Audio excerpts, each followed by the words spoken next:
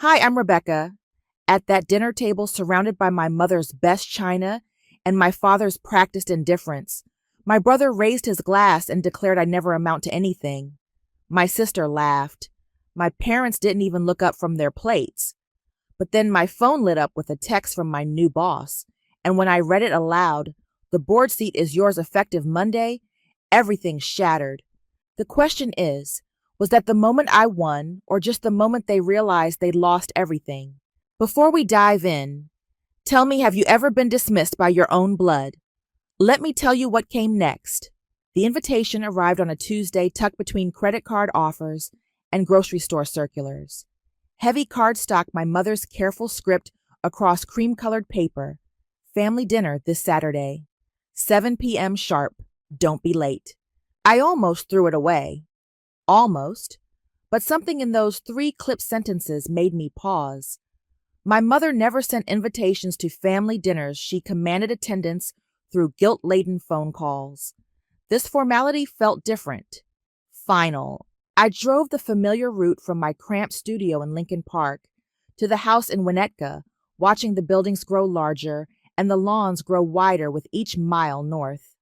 October had stripped the trees bare, leaving skeletal branches to scratch at the darkening sky. The windshield wipers squeaked against the light drizzle, a rhythmic complaint I'd grown used to in my 12-year-old Honda.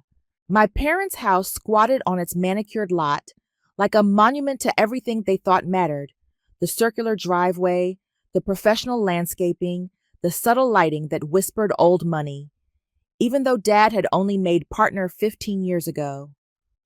I parked on the street. My usual spot in the driveway had long been claimed by my brother Michael's BMW and my sister Jennifer's Mercedes.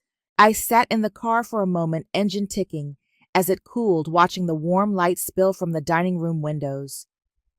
Inside, shadows moved in practiced choreography. My family preparing for another performance. The front door opened before I could knock. My mother stood there in her uniform, pressed slacks, cashmere sweater pearls that caught the foyer light. Her smile was tissue paper thin. "Rebecca, you're late." I glanced at my phone. 6:58 p.m. Traffic, I lied. She stepped aside without comment, her gaze already sliding past me to check the street, probably hoping none of the neighbors had seen my embarrassment of a car in front of her house. Inside, nothing had changed. Same grandfather clock in the hallway, same oriental rug that had cost more than my annual rent, same photos lining the walls: Michael at his Harvard graduation, Jennifer at her white coat ceremony, a family portrait from 10 years ago, where I stood slightly apart like I'd been photoshopped in after the fact.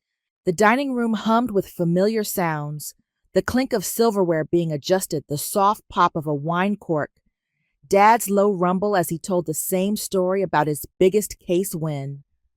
I paused in the doorway, taking inventory.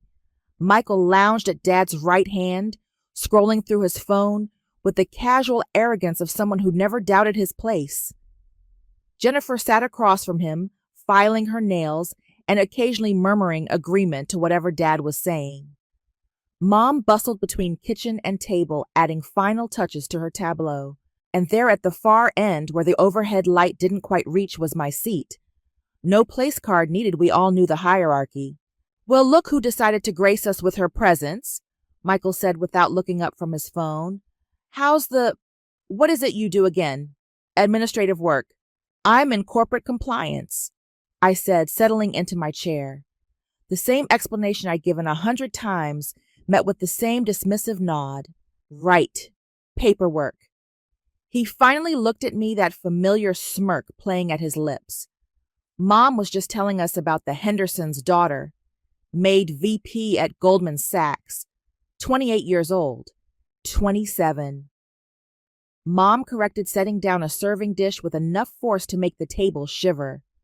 "Such an accomplished young woman," Jennifer snorted. "Better than pushing papers in some back office, right, Becca?" I reached for my water glass, proud when my hand didn't shake. 3 years of therapy had taught me to breathe through these moments, to let their words slide off like rain on glass. But knowing better and feeling better were different beasts entirely. Shall we eat? Dad finally looked up from his phone, his gaze passing over me like I was furniture. We settled into our assigned roles. Mom serving Dad, pontificating Michael and Jennifer, taking turns recounting their victories. Michael's firm had just landed a major client.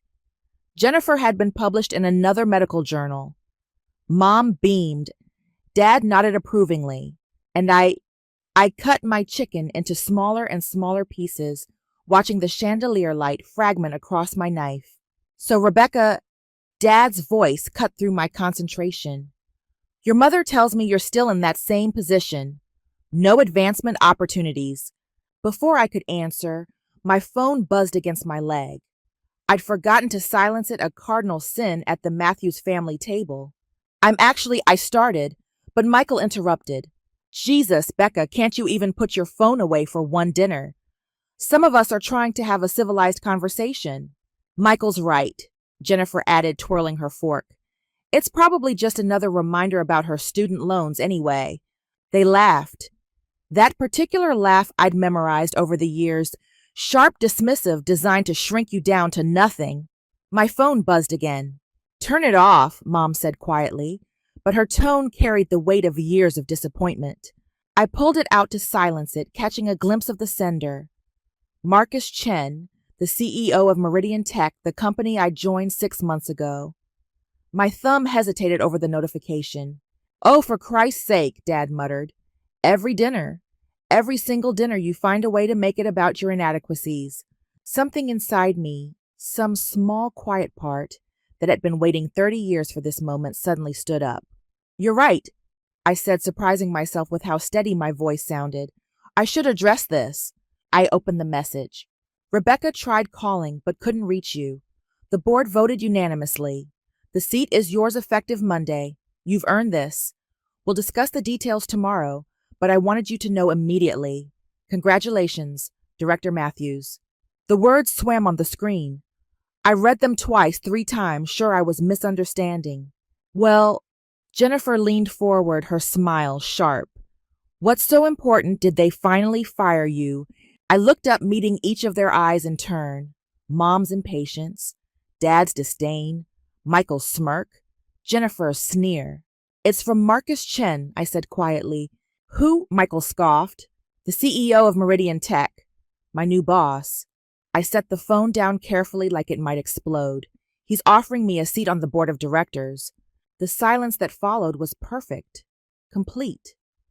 The kind of silence I dreamed about for years. Not the loaded quiet of disappointment or the heavy pause before criticism, but the absolute absence of sound that comes when the world tilts off its axis. Dad's fork hovered halfway to his mouth. Mom's hand had frozen over the salt shaker. Jennifer's nail file had stopped its rhythmic scraping, and Michael's face had gone through several fascinating color changes before settling on a mottled red. That's, Mom started, then stopped, started again. That's not possible. Meridian Tech. Dad's voice had lost its usual authority. The Meridian Tech, the company that just went public? I nodded. But Jennifer gestured vaguely at me, at my sensible blouse and modest earrings, at everything about me that had never been enough. You're nobody. Apparently not, I said, and for the first time in my life, I smiled at my family's dinner table. Not the practiced smile of someone trying to fit in, but the real thing. It felt foreign on my face. Michael slammed his hand on the table. This is bullshit. You've been there 6 months? I've been at my firm for 5 years, and I'm not even close to equity partner.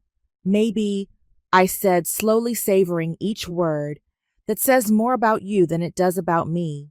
The explosion was immediate. Michael shoved back from the table. Jennifer started rapid fire questioning my qualifications. Mom kept repeating, "This doesn't make sense," like a broken record. And Dad just stared at me like he'd never seen me before. I stood up, my napkin falling to my plate. Where are you going? Mom's voice pitched high with panic. Home, I said. I have a board meeting to prepare for. You can't just leave. Jennifer actually stamped her foot, a move she hadn't pulled since we were teenagers. I paused at the doorway, looking back at the table that had defined my worth for 3 decades. The chandelier cast them in harsh light, making the shadows under their eyes deeper, their expressions more grotesque. "Watch me," I said, and I left. No dramatic door slam, no shouted accusations. I simply walked out of my parents' house and into the October night where the air smelled like dead leaves and new beginnings. My phone buzzed again as I reached my car. Another text from Marcus. "I know this is sudden, but you've proven yourself invaluable. The Patterson acquisition. Your compliance framework saved us $2 million in potential fines. The board was unanimous. We need your insight at the highest level." I sat in my car, engine running, watching my family's shadows move frantically behind the dining room curtains. For 30 years, I'd been their footnote, their afterthought, their example of mediocrity. But I'd been building something in those shadows, quietly, methodically. The way you do when no one's watching, when no one cares enough to notice. The way you do when you're proving something to yourself, not them. I didn't sleep that night. Not from excitement, though. That was there humming under my skin like electricity. No, I lay awake because my phone wouldn't stop buzzing. 11:47 p.m., Michael. This is a joke, right? Some kind of prank. 12:15 a.m., Jennifer. I looked up Marcus Chen. He's 35 and single. Are you sleeping with him? 12:32 a.m., Mom. We need to talk about this. Call me. 1:18 a.m., Dad. I don't appreciate being blindsided. We'll discuss this tomorrow. 2:03 a.m., Michael. I asked around. Nobody gets a board seat after 6 months. What did you do? I turned my phone face down and stared at the water stain on my studio apartment ceiling. The same stain I'd been meaning to call the landlord about for 2 years. Tomorrow, no Monday, I'd be sitting in a boardroom making decisions for a company worth $500 million tonight. I was still the girl in the cramped apartment with the leaky ceiling and the family who couldn't fathom her worth. The irony wasn't lost on me. I rolled over, pulling my laptop onto the bed. If I wasn't going to sleep, I might as well work. The Meridian files glowed on my screen, spreadsheets, compliance reports, risk assessments, my work. My actual work, not the paper pushing my family imagined. 6 months ago, I'd been just another compliance officer in a sea of corporate drones. But I noticed things.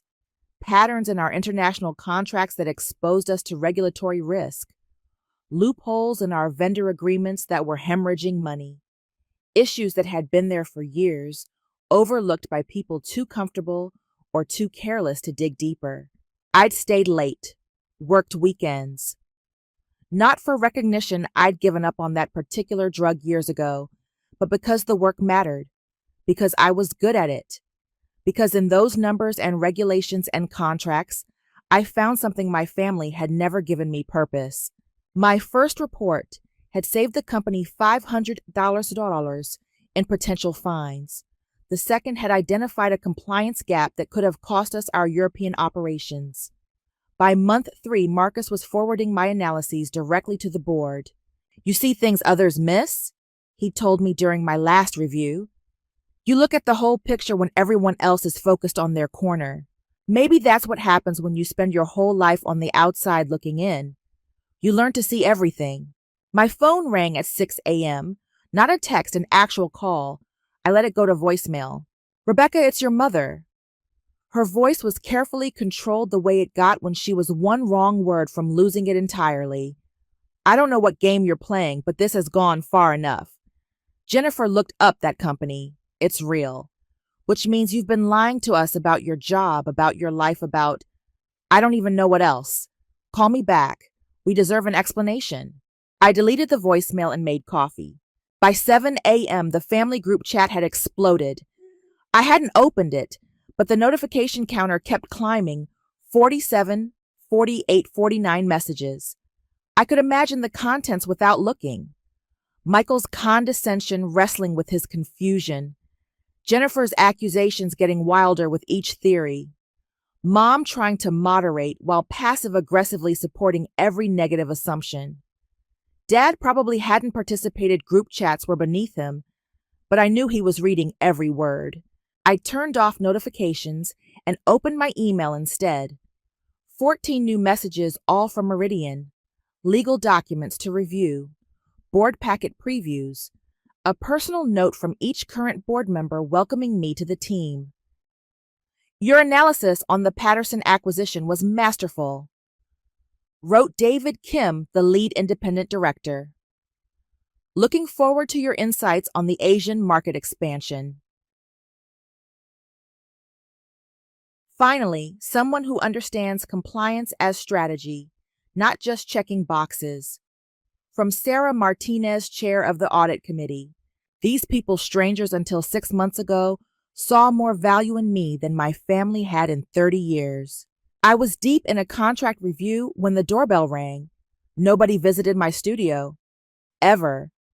The building didn't even have a real doorbell, just a sad electronic buzz that sounded like a dying mosquito.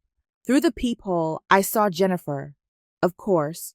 She'd always been the family scout sent to gather intelligence when their usual tactics failed. I opened the door but didn't invite her in. Really? She looked past me into my apartment, her nose wrinkling. This is how you live. What do you want, Jen? The truth. She crossed her arms, designer bag swinging. What's really going on? Did you lie on your resume? Fake your credentials? Because Michael called 3 people at Meridian, and they all said the same thing: you're some kind of compliance superstar. Which is impossible because you're... She gestured at me again, that same dismissive wave from dinner. Because I'm what... You know what you are. I did know. I was the one who'd worn handmade clothes while they got designer labels. The one who'd gone to state school while they went Ivy League. The one who'd worked 3 jobs to pay for that state school while they complained about their allowances. The one who'd learned to be valuable when being loved wasn't an option. I'm the person who saved Meridian Tech $2 million in my first 6 months, I said quietly.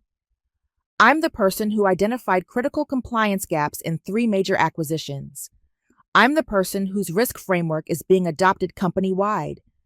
Jennifer's perfectly glossed lips parted, but no sound came out. I'm also, I continued, the person who's done listening to you tell me what I am. I closed the door in her face, gently. There was no satisfaction in slamming it that would have been giving her the dramatic exit she expected. Instead, I gave her nothing. The same nothing they'd given me for 30 years. My phone rang again. Marcus this time, I answered. Rebecca, I'm sorry to call so early. I wanted to make sure you got my message last night. I realized the timing wasn't ideal. It was perfect, I said, surprising us both. The timing was absolutely perfect. He paused. Good. Listen, I know Monday feels far away, but would you be able to come in today? The board wants to meet informally, and there are some documents we need to review. I looked around my studio at the water stain, at the threadbare carpet, at the view of the dumpsters behind the building. I'll be there in an hour. Excellent. Oh, and Rebecca, congratulations again. You've earned this. Earned. Such a simple word. Such a foreign concept in the Matthews family where worth was inherited, not built. I showered, dressed in my best suit, the one I'd bought secondhand and had tailored to fit perfectly. As I was leaving, my phone buzzed one more time. Mom, your father is considering removing you from his will. I typed back my first response to any of them. I removed myself from it years ago. Check with his lawyer. Then I blocked every single one of their numbers. The drive to Meridian's headquarters took 30 minutes. I spent it in silence, no radio, no podcast, just the hum of my old Honda and the sound of my own breathing. With each mile, something loosened in my chest. By the time I pulled into the parking garage, I felt lighter than I had in years. The security guard at the front desk smiled when he saw me. Ms. Matthews heard the good news. About time, if you ask me. Thanks, Jerome. No, thank you. That report you did on security protocols got us all raises. I'd forgotten about that. A minor analysis I'd done in my second week noticing inefficiencies in our security staffing. It had saved money and improved coverage, allowing for better compensation. The elevator ride to the executive floor felt different today.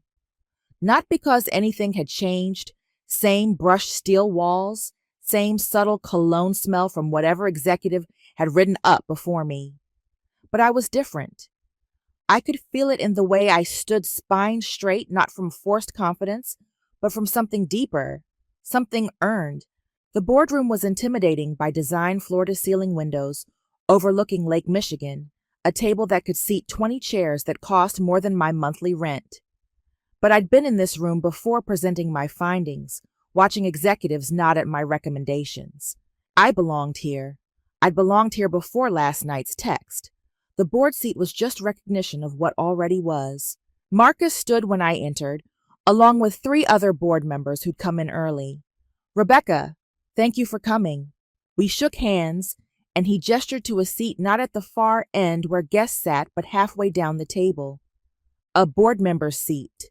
We wanted to discuss the transition. Sarah Martinez began sliding a folder across the table. "Your background in compliance is exactly what we need, especially with the European expansion. For the next 2 hours, we talk strategy. Real strategy, not the kind where people talk around you while you take notes. They asked my opinions. They challenged my assumptions. They built on my ideas. Nobody once asked about my family." As the meeting wound down, David Kim leaned back in his chair. "I have to ask, you seem remarkably calm for someone who just got life-changing news." I considered the question. "I've been preparing for this my whole life," I said finally. "I just didn't know it was this I was preparing for." Marcus smiled. "The best board members rarely do." Walking back to my car, I felt my phone vibrating in my purse. I'd forgotten I'd blocked their numbers. They were probably calling from other phones now. The extinction burst, my therapist had called it. The frantic escalation when a source of narcissistic supply cuts them off. I let it ring. Back in my studio that night, I sat on my second-hand couch with a glass of the good wine I'd been saving for 3 years. The water stain on the ceiling looked different somehow. Less like a flaw and more like a map of where I'd been. Monday would come soon enough. There would be paperwork and press releases, new responsibilities, and new challenges. But tonight, in the silence I'd created by finally disconnecting from the people who made me feel worthless, I raised my glass to the only person who believed in me all along, myself. The news broke on Tuesday morning. I found out when Jerome texted me a link at 6:47 a.m. "You're famous. Check the Tribune business section." There it was, third headline, down, "Meridian Tech appoints youngest board member in company history." They'd used my LinkedIn photo, the one where I almost looked confident, caught in that split second between uncertainty and determination. The article was brief, factual. Rebecca Matthews, 30, a compliance officer turned board director. Youngest appointee in the company's 15-year history. Notable for her risk assessment framework that saved the company millions. Quote from Marcus about fresh perspectives and earned expertise. What it didn't mention, the years of being told I'd never amount to anything. The family dinners, where my achievements were footnotes to my siblings' headlines. The lifetime of learning to find worth in work because I couldn't find it at home. My phone, my work phone, the only one I was answering now, buzzed with congratulations from colleagues. People who'd worked alongside me for 6 months and somehow saw more potential than my family had in 3 decades. I arrived at the office early, hoping to avoid the attention. Naive, really. The security desk had a small banner. "Congratulations, Director Matthews." The morning barista had drawn a star on my coffee cup. Even the parking garage attendant gave me a thumbs up. "There she is," Marcus called out as I stepped off the elevator. He was standing with several senior executives, all of whom turned to look at me. Our newest board member. The next hour was a blur of handshakes and introductions. People I'd only seen in all-hands meetings suddenly knew my name. The CFO wanted to discuss my thoughts on international compliance. The head of marketing asked about risk assessment for their new campaign. I was in the middle of explaining regulatory frameworks to the legal team when Ananya, my closest friend at work, pulled me aside. "Okay, this is amazing, and you totally deserve it," she whispered, But have you seen what's happening online? I hadn't.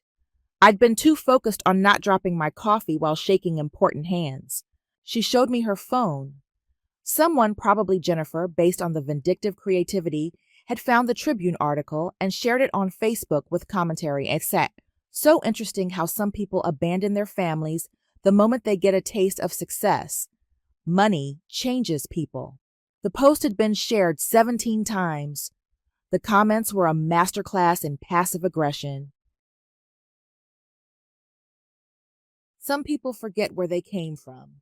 A success without family is meaningless. I always knew she thought she was better than everyone. That last one was from my cousin Lisa, who I hadn't spoken to in 5 years. "You okay?" Ananya asked. I handed back her phone. "They're right about one thing. I do think I'm better than this." The rest of the week was a study in contrast. Days filled with strategic planning sessions, board preparation, and the kind of high-level discussions I dreamed about in business school. Evenings spent in my studio watching the notifications pile up from numbers I didn't recognize. They were getting creative.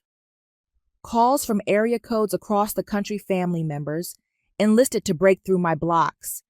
Emails to my old personal account that I only checked once. "Your mother is heartbroken. Michael says you've lost your mind. Is this really worth destroying your family?"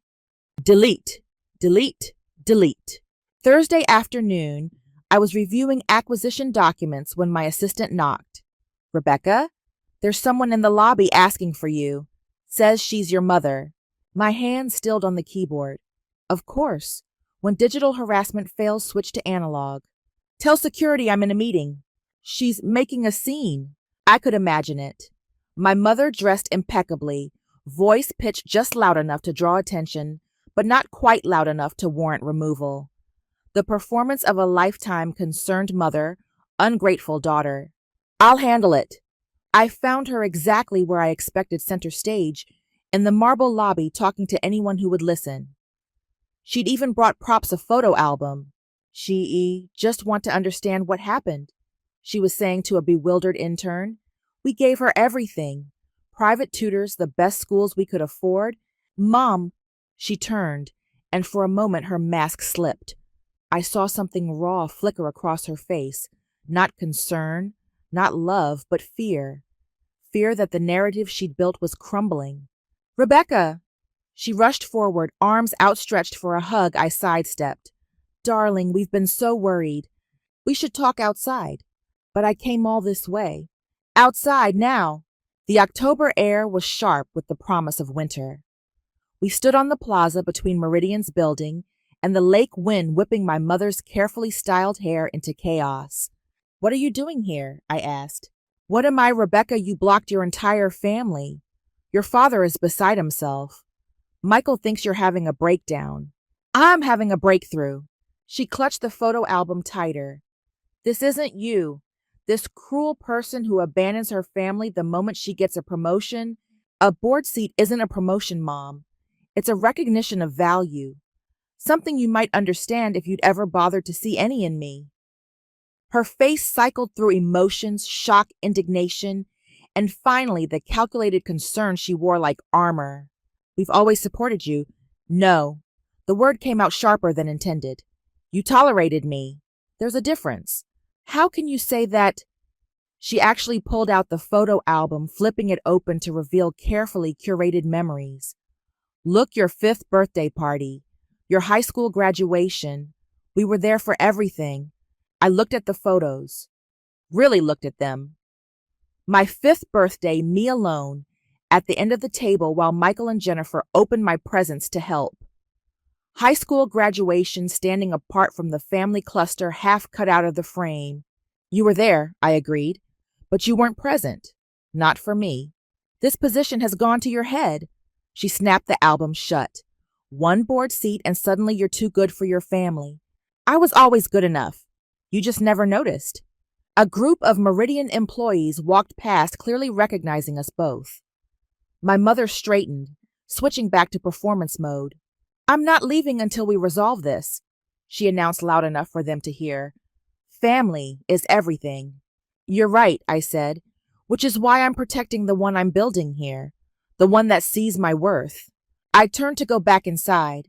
You'll regret this, she called after me. Not a mother's warning, a promise. Back in my office, I sat for a long moment staring at Lake Michigan through the floor-to-ceiling windows. The water was choppy gray-green waves breaking against the shore, beautiful in its turbulence. My computer dinged, a new email from an address I didn't recognize. The subject line, "Your mother was right." I almost deleted it unopened. Almost. But something made me click. It was from Dr. Patricia Chen, no relation to Marcus, a therapist whose card I'd kept in my wallet for 2 years, too scared to call. I saw your announcement in the Tribune. I also saw a woman in your building's lobby who looked like she was performing grief rather than feeling it. If you ever want to talk about the difference between leaving a toxic situation and abandoning a family, I'm here. First session is free for Meridian employees. I read it 3 times. Then I picked up my phone and dialed Dr. Chen's office. I'd like to make an appointment, I said, the soonest available, because my mother was wrong about one thing. This wasn't about the board seat. This wasn't about thinking I was better than them. This was about finally believing I deserved better than them. And that realization that was worth everything I left behind. Jennifer had always been the architect of our family's public image. While Michael threw tantrums and our parents pulled strings, she crafted narratives with surgical precision. So when the Chicago Sun-Times ran a lifestyle piece titled "The Matthews Family: A Legacy of Service," I knew exactly whose fingerprints were all over it. The article appeared online Saturday morning, complete with professional photos that must have been taken months ago. There was Jennifer in her white coat, following in the family tradition of caring for others. Michael in his corner office, described as a rising star in corporate law. My parents posed in their living room surrounded by charity plaques and civic awards. And then buried in paragraph 6 there, I was E. Their youngest daughter, Rebecca, has always marched to her own drum. We encouraged all our children to find their own paths, says matriarch Catherine Matthews, though some paths lead farther from home than others. The subtext wasn't exactly subtle. By noon, the article had been shared across my parents' extended network. The comment section became a masterclass in concerned relatives. Such a shame when success goes to someone's head.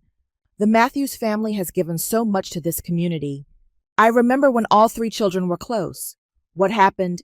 Ananya found me in my office even though it was Saturday. I'd been living there more than my apartment lately, finding comfort in spreadsheets and strategic plans.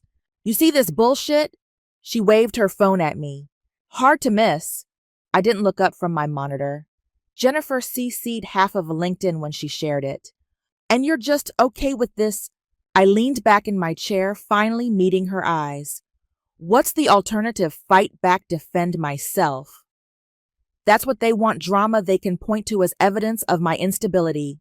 So you do nothing. I do my job. I show up to board meetings. I make decisions that affect hundreds of employees and millions in revenue. Living well isn't the best revenge, living authentically is. But Jennifer wasn't done. That was just the opening salvo. Wednesday brought a new development. I was in back-to-back meetings when my assistant interrupted. Rebecca, that reporter from Cranes is here. Says you scheduled an interview. I hadn't, but I could guess who had. The reporter, young, eager, clearly thrilled to have access to Meridian's newest board member, sat across from me with a recorder and a notebook full of questions that had Jennifer's manipulation all over them. So tell me about your journey. It must have been difficult coming from such an accomplished family. Did you feel pressure to match your siblings' success? I've always defined success on my own terms, I said carefully. Of course, though your sister mentioned you struggled early in your career. She said the family was very supportive during that difficult period. Ah, there it was. I'm not aware of any struggles, I said. I've been employed continuously since graduation, working my way up through increasingly responsible positions. But surely the transition from, administrative work to a board position That must have been overwhelming. Your brother expressed concern about whether you were ready for such responsibility. I smiled. The kind of smile I'd learned in countless family dinners, pleasant, revealing nothing. I think my track record speaks for itself. Now, did you want to discuss Meridian's Q4 projections? I'm happy to share our strategic vision for the Asian markets. The reporter blinked clearly, thrown off script. But we spent the next hour discussing actual business, much to what I'm sure was Jennifer's disappointment. When the article ran, it was a split narrative. My quotes about market expansion and compliance frameworks. Jennifer and Michael's quotes about their concern for their overwhelmed sister. The headline, Meridian's controversial board pick divides Matthew's family. Marcus called me into his office that afternoon. I owe you an apology, he said, gesturing for me to sit. I didn't anticipate your family would make this so public. Neither did I admitted, though I should have.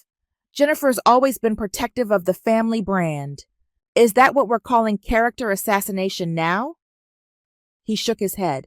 Look, the board is fully behind you. Your work speaks volumes. But I need to know, is this going to escalate? I thought about Jennifer, about the way she'd spent our entire childhood crafting perfect narratives that always cast her as the hero and me as the afterthought. About how she'd rather destroy me than let me exist outside her story. Probably, I said honestly, but I won't let it affect my work. I'm not worried about your work. I'm worried about you. The concern in his voice caught me off guard. I'd gotten so used to navigating family storms alone that genuine worry felt foreign. I'm handling it, I said. Are you? Because from where I'm sitting, your family is running a coordinated campaign to undermine your credibility, and you're just taking it. What would you have me do? Fight back? Give them the public spectacle they're counting on? He studied me for a long moment. You know what, you're right. Let them exhaust themselves. Meanwhile, we have a company to run. But Jennifer had one more card to play. Friday evening, I was finally heading home before 8 p.m. when my phone buzzed. Unknown number, local area code. Against my better judgment, I answered. Rebecca Matthews. The voice was professional, clipped. This is Cheryl Ward from Channel 7 News.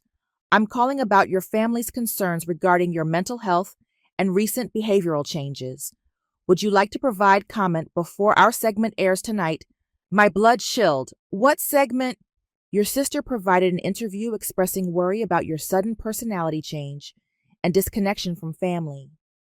She mentioned potential work-related stress and questioned whether someone in your state of mind should be making major corporate decisions. We'd love to hear your side. I hung up. The segment aired at 10 p.m. I watched it from my apartment, clutching a mug of tea that had gone cold. Jennifer had dressed carefully, not too polished, just disheveled enough to seem genuinely distraught. She sat in what looked like our parents' living room, my mother's hand clasped in hers. We just want our Rebecca back, she told the camera, tears threatening, but never quite falling. This isn't like her. She's always been fragile. We're worried about what this pressure might do to her. Fragile. There it was. The word they'd used my entire life to dismiss every accomplishment, every boundary, every attempt at independence. They'd interviewed a psychologist who'd never met me, but was happy to speculate about sudden success syndrome and the dangers of imposter syndrome in high-pressure positions. They'd even found an old photo from college where I looked exhausted during finals, presenting it as evidence of my ongoing struggles. My phone exploded. Colleagues, friends, even some board members reached out. Not with doubt, thankfully, but with outrage on my behalf. David Kim texted, "This is unconscionable. Do you need legal support?" Sarah Martinez called directly. "I've seen smear campaigns before, but using concern as a weapon. That's next level. How are you holding up?" Marcus sent a simple message. "The board meeting is Monday. Your position is secure. Their desperation is showing." But it was Dr. Chen's email that hit hardest. "I saw the news. This is called medical gaslighting, and it's a common tactic in family scapegoating dynamics. We should discuss this in our next session. Remember, their projection of instability is not your reality.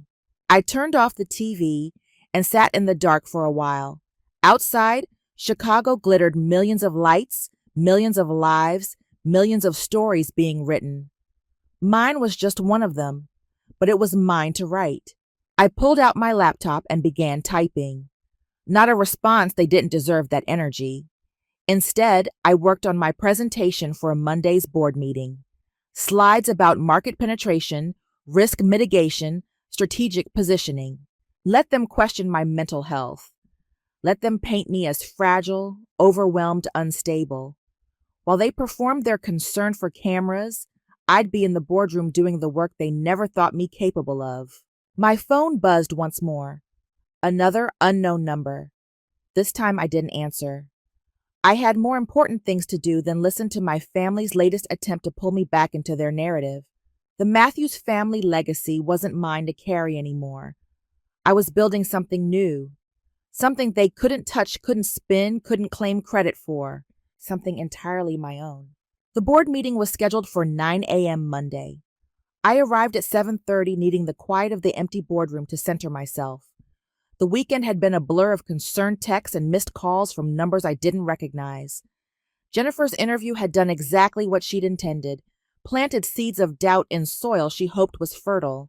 She'd miscalculated one thing, the difference between my family's echo chamber and the real world.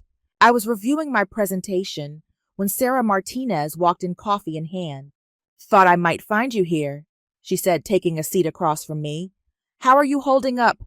"I'm fine." "No, you're not. And that's okay." She leaned forward. "You know what I was doing at 30, fighting to be taken seriously while my older brothers told everyone I was too emotional for business. Sound familiar?" I looked up from my laptop. Sarah was in her 50s now, had been CEO of 2 companies before joining our board. I'd never heard this story. "The difference, she continued, was that I had mentors who saw through the BS, who judged me on my work, not my family's narrative. You have that here, Rebecca. Don't let them take that from you." By 8:45, the boardroom was full. I took my seat, my actual board seat, and noticed something had changed. The sideways glances I'd expected, the whispered concerns Jennifer had tried to plant, they weren't there. Instead, I saw something else, respect mixed with indignation. Not at me. For me. Marcus called the meeting to order. "Before we begin our agenda, I want to address the elephant in the room. Rebecca, would you like to speak to the recent media attentions?" I stood, my prepared words suddenly feeling inadequate. But then I looked around the table at David Kim, who'd built his company while his family told him he was wasting his education. At Sarah, who just shared her own story. At Marcus, who'd promoted me based on merit, not pedigree. "My family is concerned," I began, voice steady. "They're concerned that I've changed. They're right. I have changed. I've stopped accepting their limitations as my reality." I clicked to my first slide, not the market analysis I'd prepared, but something else. Something I'd added at 3 a.m. when sleep wouldn't come. 6 months ago, I identified $2.3 million in compliance risks. 4 months ago, my framework prevented a regulatory disaster that could have cost us our European operations. 2 months ago, I led the due diligence team that saved us from a catastrophic acquisition. Click. Next slide. I did this work while my family told me I was just pushing paper.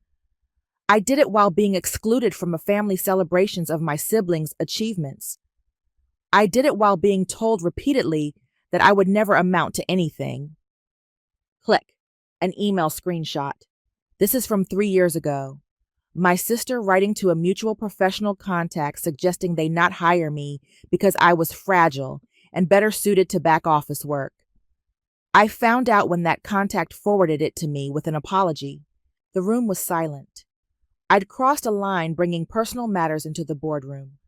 But sometimes the personal is professional when others make it so. "I'm not sharing this for sympathy," I continued. "I'm sharing it because if we're going to question my fitness for this position based on my family's narrative, then you deserve the full context. Every person at this table has my complete professional history, my references, my work product. Judge me on that, not on the stories told by people who have a vested interest in keeping me small. I sat down. The silence stretched until David Kim cleared his throat. Well, he said dryly, I move to table any discussion of Rebecca's fitness and proceed with actual business. All in favor. Unanimous ayes. The rest of the meeting proceeded normally as possible when you've just emotionally stripped yourself bare before your board of directors. We discussed expansion strategies, reviewed financial projections, debated risk tolerance. My voice grew stronger with each contribution, finding its footing in familiar territory. As the meeting concluded, board members approached me one by one. Handshakes, shoulder pats, quiet words of support. Not pity recognition. They saw me not as the fragile girl my family painted, but as someone who'd built herself despite active opposition. I was packing up when my phone buzzed. My assistant, "There's a delivery for you. Should I bring it to the boardroom?" The delivery was a cease and desist letter from my family's lawyer. I actually laughed a sharp surprise sound that made Marcus look over with concern. "They're threatening legal action," I explained, scanning the letter. "Defamation, apparently, for sharing that email. The email where your sister tried to sabotage your career. That's the one." Marcus pulled out his phone. "I'm calling legal. This is harassment now." "No," I said, surprising myself. "Let them. Rebecca, they want to fight. A big, public, messy fight that proves their point about my instability. I'm not giving them that satisfaction." I folded the letter carefully. Besides, truth is an absolute defense against defamation. That afternoon, something shifted in the Chicago business community. The Whisper network, that invisible thread connecting professional women across the city, activated. Sarah Martinez, it turned out, had been busy. Screenshots started appearing on LinkedIn. Not from me, I'd stayed silent, but from others. The mutual contact Jennifer had emailed 3 years ago, sharing the full thread with commentary about professional sabotage. A former colleague posting about how I'd been denied a promotion because my father knew someone on the committee. An old professor sharing how my mother had called to suggest I be removed from the honors program because it was too much pressure. By evening, "Stark, she did it anyway" was trending locally. Jennifer tried damage control. A tearful Instagram video about how her words had been taken out of context and she'd only been protecting me. Michael posted a lengthy Facebook screed about cancel culture and family loyalty. My parents released a statement through their lawyer about their deep hurt at my betrayal. I watched it all unfold from my apartment. Dr. Chen's voice in my head. "From our last session, their extinction burst will be spectacular. Your job is to not get pulled into the performance." My phone rang, unknown number. This time I let it go to voicemail. "Rebecca, this is Janet Morrison from the Tribune. We're running a follow-up story on your appointment and the subsequent family dynamics. We've received numerous statements from your professional colleagues contradicting your family's narrative. Would you like to comment?" I called her back. "Ms. Morrison, Rebecca Matthews. I have one comment. My work speaks for itself. Thank you. That's it. Your family has made serious allegations about your mental fitness, and my board of directors who actually work with me have full confidence in my abilities. I think that says everything necessary." I hung up before she could respond. The Tribune story ran the next morning with the headline, "Meridian Board Members' Colleagues Rally Against Family Sabotage Campaign." It included statements from 5 current and former colleagues, all contradicting my family's version of events. The screenshot of Jennifer's email featured prominently, but it was the sidebar that caught my attention. The Matthews Family Foundation, already under scrutiny for financial irregularities, has seen 3 major donors withdraw support following revelations about the family's treatment of their youngest daughter. I hadn't known about the financial scrutiny, but I wasn't surprised. Image was everything to them when it cracked everything behind it would too. Marcus found me in my office that afternoon, staring out at the lake. "You know what the best part of all this is?" he said, joining me at the window. "What's that?" "Yesterday you closed the Patterson deal, the one everyone said was impossible. You found a compliance structure that satisfied both parties and saved us 8 figures. He turned to look at me. That's what you did while your family was imploding on social media. You did your job brilliantly. I hadn't thought about it that way. While they performed their crisis for the cameras, I'd been in back-to-back negotiations building something real. The board wants to issue a statement of support, Marcus continued. Full confidence, praise for your contributions, the whole thing. Your call. I thought about it. The vindication would feel good. The public validation from people whose opinions actually mattered. No, I decided. Let my work be my statement. They want me to engage in their drama. I'm done giving them what they want. That night, I finally returned to my apartment before sunset. The setting sun painted my water-stained ceiling gold, transforming it into something almost beautiful. My phone sat silent on the counter. I'd finally run out of relatives to block. I poured a glass of wine and opened my laptop, not for work this time, but to write. Not a public statement or a social media post, but a letter to myself about who I was when no one was watching, when no one was judging, when no one was trying to make me smaller, to feel bigger themselves. Dear Rebecca, I typed, you are not fragile. You were never fragile. You were surrounded by people who needed you to be breakable so they could feel whole. Your strength was always there. You just learned to hide it for their comfort. Now you don't have to hide anymore. Outside Chicago sparkled in the growing darkness. Millions of lights, millions of stories. Mine was still being written, but for the first time, I was the only one holding the pen.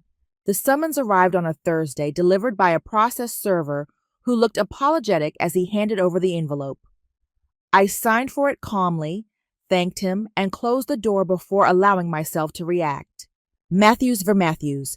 My family was actually suing me for defamation, intentional infliction of emotional distress, and this was creative breach of implied contract of familial loyalty. I called the only person I could think of. Dr. Chen, I need an emergency session. 2 hours later, I sat in her office, the summons spread on the coffee table between us like evidence of a crime. Breach of familial loyalty, she read aloud. I've been doing this for 20 years, and that's a new one. Can they even sue for that? They can sue for anything. Whether it has merit is another question. She leaned back, studying me. How are you feeling? Honestly relieved. She raised an eyebrow. They've always threatened consequences for stepping out of line, I explained. Emotional manipulation, silent treatment, public humiliation. But this is just paperwork. Legal documents can't gaslight me. That's actually a very healthy perspective, she made a note, though I imagine it still hurts. It did. Somewhere beneath the relief and anger was that same little girl who'd once reorganized her entire science fair project because Michael said it was too ambitious for someone like her. But that hurt was old familiar. I knew its shape. Meridian has offered their legal team, I said. Marcus called within an hour of the papers being filed. Apparently someone at the courthouse tipped off a reporter. Are you going to accept? I already did. I met her eyes. I spent 30 years fighting this battle alone. I'm done refusing help just to prove I can. The legal response was swift and surgical. Meridian's general counsel, Janet Liu, was a small woman with a smile that could cut glass. Your family hired Brennan and Associates, she told me during our first meeting. Big firm, lots of bluster. They're hoping to intimidate you into a settlement. What kind of settlement? Based on their filing, a public apology, retraction of all statements, and this is my favorite part, a commitment to maintain family harmony going forward. So basically crawl back and shut up. In fancier legal terms, yes. Janet pulled out a thick folder. Now let's talk about our countersuit. Counter, I don't want to sue my family. You're not. You're protecting yourself. They've made demonstrably false claims about your mental health that could impact your professional standing. That's defamation per se. We're not going to let that stand. The next weeks were a blur of depositions and document requests. My family's lawyer, A silver-haired man who looked like he'd stepped out of a law firm brochure tried every trick to rattle me. "Ms. Matthews," he said during my deposition, "is it true you told your mother you removed yourself from your father's will?" "Yes." "Why would you do such a thing?" "Because I didn't want to benefit from people who saw no value in me while I was alive." He blinked clearly, expecting more emotion. "Don't you think that's rather cold?" Janet interrupted. "Objection. Calls for speculation about my client's emotional state." I'll rephrase. When did you decide to cut your family out of your life? I decided to protect myself from ongoing emotional abuse. The timeline is documented in my therapy records, which you've subpoenaed. What followed was 6 hours of questions designed to paint me as calculating, ungrateful, unstable. But something strange happened as the hours wore on. With each question, each attempt to twist my words, I felt stronger. They were so predictable. The same tactics they'd used my whole life, just dressed up in legal language. "You've made quite a career advancement recently," the lawyer noted, shuffling papers. "Yes. Some might say it's suspicious. 6 months from compliance officer to board member." Janet leaned forward. "Are you implying something inappropriate about my client's promotion?" "Just noting the unusual timeline." "Then let me note," I said before Janet could object, "that every promotion I've received is documented with performance reviews, concrete achievements, and measurable results. I'm happy to provide the board with a detailed breakdown of the $23 million in savings and risk mitigation I've delivered to Meridian Tech." He changed tactics. "Your sister Jennifer says you were always jealous of her success." "My sister Jennifer actively sabotaged my career opportunities. I have documentation." She says that email was taken out of context. "Then I'm sure she can provide the context during her deposition." Jennifer's deposition was, according to Janet, a masterclass in self-destruction. Faced with her own emails, text messages, and social media posts spanning years, she crumbled. Her story changed 3 times in as many hours. First, she'd been protecting me. Then she'd been misunderstood. Finally, when confronted with a particularly damning message where she'd called me the family embarrassment who needs to know her place, she broke down crying and refused to continue. Michael fared no better. His arrogance, so effective at family dinners, withered under legal scrutiny. When asked about his "you'll always be beneath us" comment, he claimed not to remember, then said it was a joke, then argued I'd provoked it by showing off. Showing off how Janet had asked. By getting that promotion without telling us first. So your sister's professional success achieved through her own merit was provocation. That's not what you're twisting my words. I'm reading them back to you verbatim from the complaint. But it was my parents' depositions that proved most revealing.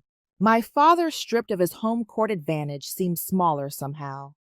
When asked about my financial contributions to the household during college, and after something I'd meticulously documented, he admitted to accepting help, but claimed it was what family does.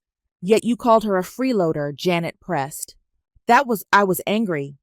About what she was supposed to. It wasn't how things were supposed to go. "How are things supposed to go?" He didn't answer. My mother's deposition was an exercise in revisionist history. In her telling, she'd been my champion all along, constantly defending me to others. When presented with voicemails she left calling me ungrateful and disturbed, she claimed they were taken out of context. "What context," Janet asked, "makes telling your daughter she's an embarrassment to the family name acceptable?" I was upset. She just refused to help with the foundation gala. The foundation that's currently under federal investigation for financial irregularities. My mother's lawyer objected, but the damage was done. The smoking gun came from an unexpected source. My cousin Lisa, the one who'd commented about me thinking I was better than everyone, reached out through my lawyer. "I have something you need to see," her message said. What she had was a group text thread dating back 5 years. My family, extended relatives, and family friends, all discussing me like I was a problem to be solved. The messages ranged from pitying "poor Rebecca, she tries so hard," to cruel "maybe if she lowered her standards, she'd be married by now," to calculating We need to make sure she doesn't outshine the others at Christmas. But the worst were from Jennifer strategizing about how to keep Rebecca in her lane and ensure I didn't embarrass the family with her ambitions. Lisa's message continued. I'm sorry I participated in this. Seeing it all laid out like this, we bullied you for years and convinced ourselves we were helping. Janet incorporated the messages into our response. The narrative my family had tried to build, concerned relatives worried about an unstable family member, crumbled in the face of documented years of coordinated emotional abuse. The settlement conference was scheduled for a Friday in December. Snow was falling as I walked into the law offices, turning Chicago into a snow globe. My family was already there, clustered around their lawyer in a conference room that smelled of old coffee and desperation. They looked smaller than I remembered. My father's hair had gone grayer. My mother clutched her purse like a life preserver. Michael slouched in his chair, all bravado gone. Jennifer wouldn't meet my eyes. My clients, their lawyer began, are willing to drop all claims in exchange for a mutual non-disclosure agreement and a private family meeting to reconcile. Janet laughed. Actually laughed. Your clients are facing a countersuit for defamation with documented evidence of malice. They're facing potential criminal charges for harassment. 3 major donors have pulled funding from their foundation, citing ethical concerns. And you want to muzzle my client? We're family, my mother said, suddenly looking directly at me. Doesn't that mean anything to you? I'd prepared for this moment, practiced with Dr. Chen. But sitting there, seeing the desperation in her eyes, I realized I didn't need the prepared words. Family meant everything to me, I said quietly. That's why it took me 30 years to realize you weren't really mine. The room went silent. Here's our offer, Janet continued. Complete withdrawal of all claims, public retraction of all statements about Ms. Matthews' mental health or professional capabilities. No contact order for the next 2 years. In exchange, we won't pursue the countersuit. 2 years. My father's voice cracked. You want to legally bar us from contacting our daughter for 2 years. Your client, Janet corrected. And yes, though given the documented pattern of harassment, we could push for permanent. What followed was 3 hours of negotiation. My family's lawyer tried every angle, but the evidence was overwhelming. In the end, they agreed to everything. The public retraction, the no contact order, even a settlement that would cover my legal fees. As we prepared to leave, Jennifer finally spoke. I hope you're happy, she said, voice hollow. You've destroyed our family. I stood gathering my things. No, Jennifer, I just stopped letting you destroy me. Walking out of that building into the Chicago snow, I felt something I hadn't expected: grief. Not for the family I'd lost, I'd been mourning them for years, but for the family I'd never had, the one that might have celebrated my achievements instead of resenting them, the one that might have seen my worth without needing to diminish it. My phone buzzed. A text from Sarah Martinez. Board meeting moved to 2 p.m.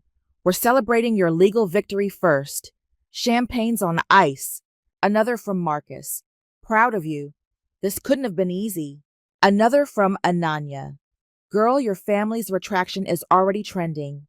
Jennifer's Instagram is gone. I stood there in the falling snow reading messages from people who'd known me for months, but saw more value in me than the people who'd known me since birth. You okay? Janet asked, joining me on the sidewalk. Yeah, I said, surprised to find it was true. I'm going home. Good, get some rest. You've earned it. But I wasn't talking about my apartment. I was talking about Meridian, about the boardroom where my voice mattered, about the colleagues who judged me on my merits, about the life I'd built, despite every attempt to keep me small. That was home now, and no legal document could take that away from me. Spring came early to Chicago that year. By March, the ice had melted off Lake Michigan, and brave green shoots pushed through the last remnants of dirty snow. I watched it all from my new apartment, a 2-bedroom in River North, with floor-to-ceiling windows, and ironically no water stains on the ceiling, on the aisle. The no-contact order had been in effect for 3 months. The silence was profound. No guilt-laden texts, no manipulative voicemails, No surprise visits to my office. Just quiet. The kind of quiet I'd never known was possible. "How does it feel?" Dr. Chen asked during what we decided would be our last regular session.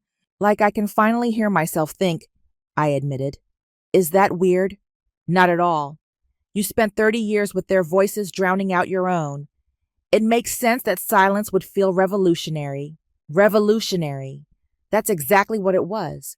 A complete overthrow of everything I'd known. Work had evolved from refuge to genuine joy. My position on the board had led to opportunities I'd never imagined.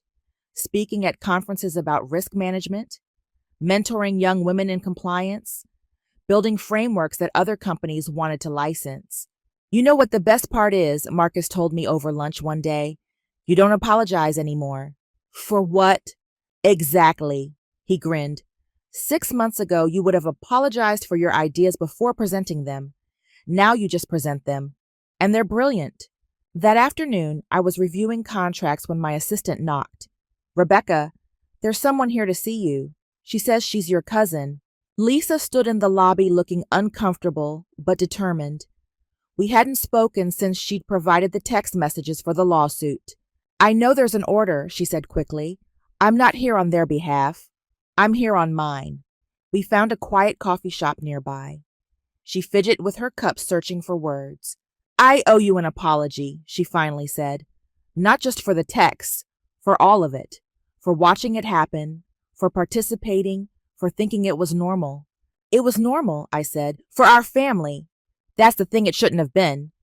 I've been in therapy since the lawsuit, trying to understand how we all just accepted it. How we made you the family scapegoat and convinced ourselves it was love." I sipped my coffee, letting her work through it. "They're struggling," she continued. "The foundation folded. Jennifer's practice lost patients after the retraction went public. Michael's firm put him on leave pending an ethics review. And your parents, they sit in that big house and wonder how it all went wrong. Are you asking me to feel sorry for them?" "No," she met my eyes. "I'm telling you so you know it wasn't about you. It was never about you. It was about them needing someone to be less than so they could feel like more." We talked for another hour. About family patterns, about breaking cycles, about the difference between forgiveness and reconciliation. When we parted, she hugged me tentatively, like she wasn't sure she had the right. "I'm proud of you," she said, "for whatever that's worth." It was worth more than she knew. A month later, Meridian announced its acquisition of Patterson Technologies. The deal I'd structured, the compliance framework I'd built, the negotiation I'd led. It made headlines in every major business publication. Meridian Tech's bold acquisition strategy. How one compliance officer turned. Board member saved a $500 million deal. Rebecca Matthews, the risk expert. Redefining corporate governance. That night, I celebrated with my real family. Sarah Martinez, who'd become a mentor and friend. Marcus, who'd seen potential when others saw problems. Ananya, who'd stood by me through every family storm. Janet Liu, who'd fought for me when I was still learning to fight for myself. A toast. Sarah raised her glass. To Rebecca, who proved that the best revenge isn't living well, it's living authentically. To found family, Ananya added, the kind you choose. To believing people when they show you who they are, Janet chimed in, both the ones who diminish you and the ones who elevate you. Marcus waited until last. To second chances, the ones we give ourselves. We drank, we laughed, we talked until the restaurant gently kicked us out. Walking home along the river city lights, reflecting in the water, I felt the kind of contentment I'd only read about in books. Not the manic happiness of proving doubters wrong, but the quiet satisfaction of becoming who you were meant to be. My phone buzzed. For a moment, the old panic flared. Which family member had found a way around the no-contact order? But it was just a LinkedIn notification. Someone had shared an article about our acquisition with the comment, "This is what happens when companies value competence over connections." Brilliant work, Rebecca Matthews. I screenshotted it not out of vanity but as evidence. Evidence that I existed beyond my family's narrative. Evidence that my worth wasn't dependent on their recognition. Evidence that 30 years of being told I was beneath them hadn't made it true. Back in my apartment, I found a package waiting. No return address, but I recognized the handwriting. Inside was my grandmother's pearl necklace, the one piece of family jewelry I'd actually wanted.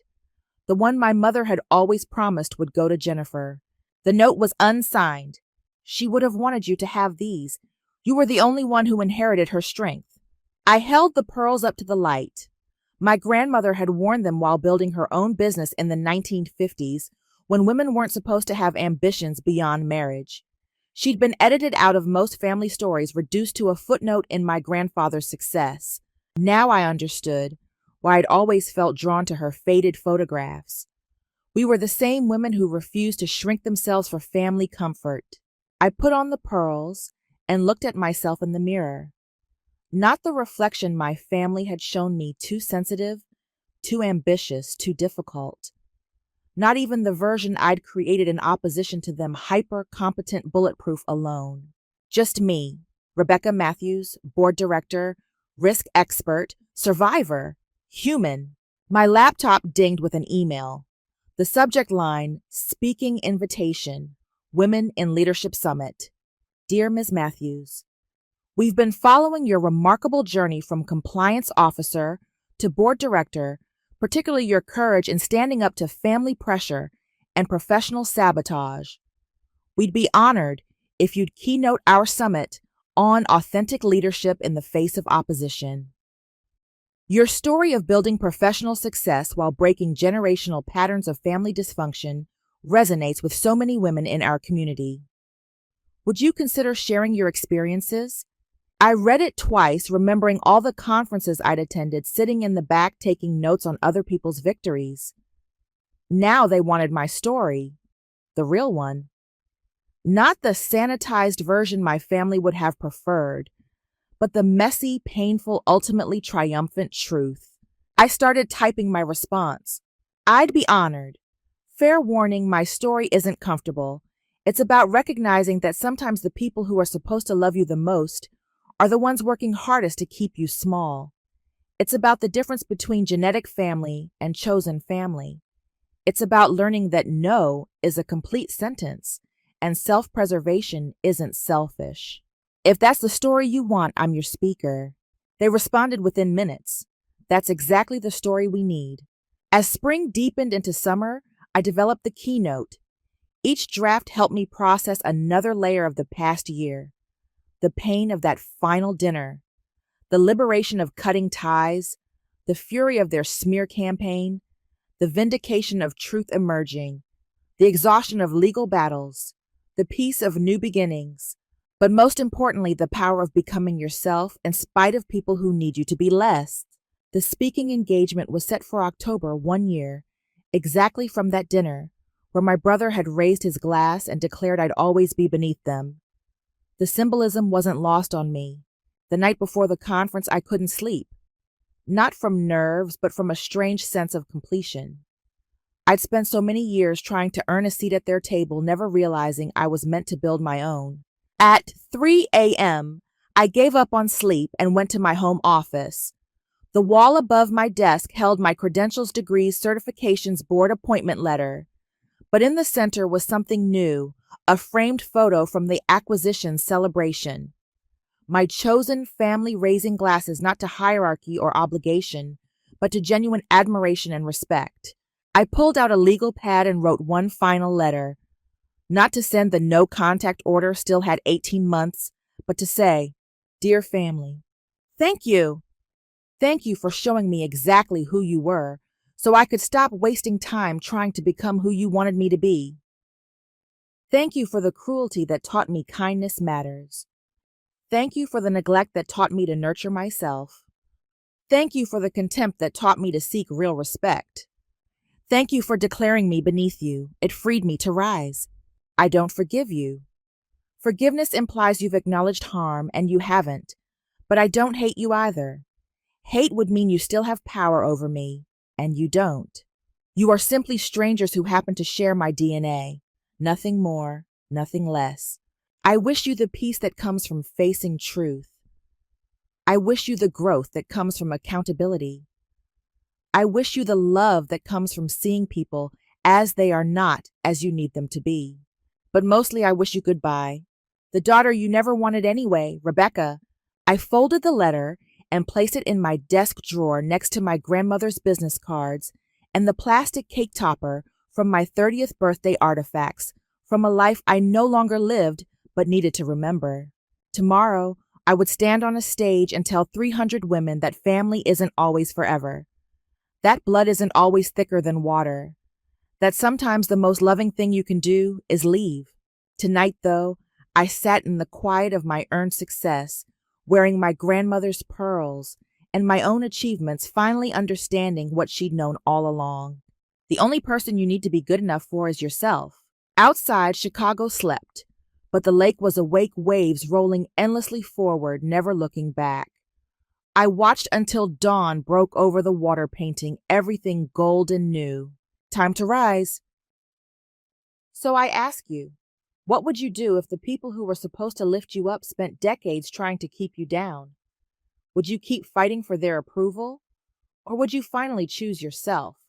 I'd love to hear your story, because sometimes the most powerful thing we can do is realize we're not alone in choosing growth over comfort, truth over family myths, and ourselves over their expectations. Drop a comment below. Let's build our own table, one where everyone has a seat and no one sits in the shadows.